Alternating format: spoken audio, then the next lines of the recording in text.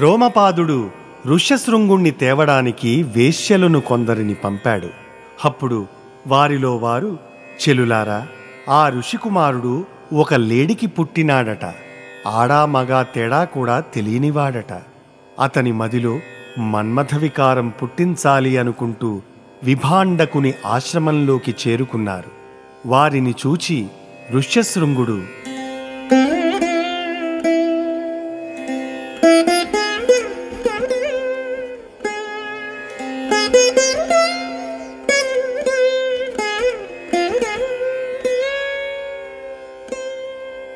మిళితానీలధమ్మిల భారంబులు చారు జటా విశేషంబులనియు భర్మాంచలోజ్వల ప్రభదుకూలంబులు తత చర్మ వస్త్రభేదంబులనియు బహురత్నకీలిత భాసురహారంబులు అధిక రుద్రాక్షమాలాదులనియు మలయజ మృగనాభిమహితలే పంబులు బహువిధ భూతిలే పంబులనియు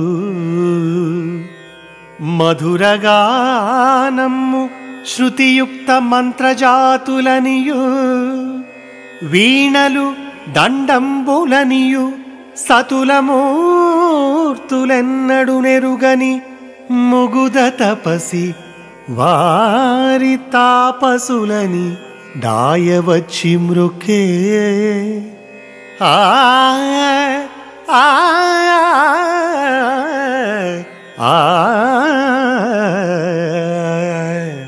ఆ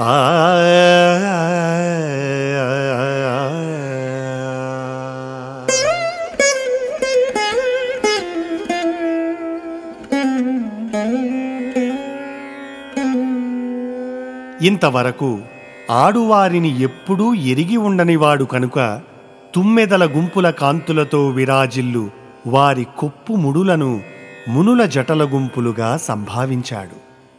బంగారు జరీ చీరలను చూచి అవి ఒక రకం చర్మంతో చేసిన వస్త్రాలనుకున్నాడు. వజ్రము వైఢూర్యము మొదలైన రత్నాలతో వెలిగిపోతున్న బంగారు హారాలను రుద్రాక్షమాలలనుకున్నాడు. మంచి గంధము, కస్తూరి మొదలైన సుగంధ ద్రవ్యాల మైపూతలను పెక్కు విధాలైన విభూతి రేఖలుగా భావించాడు.